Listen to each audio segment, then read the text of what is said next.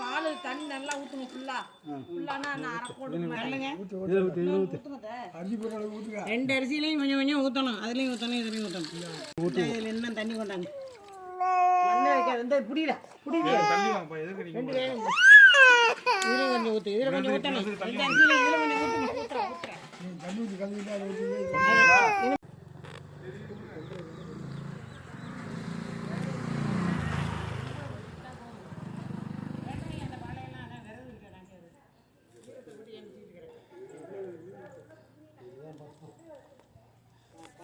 வச்சிருச்சுன்னா விரவுல பிடிச்சிக்கிட்டுனா விரவு எரிஞ்சிருக்கு.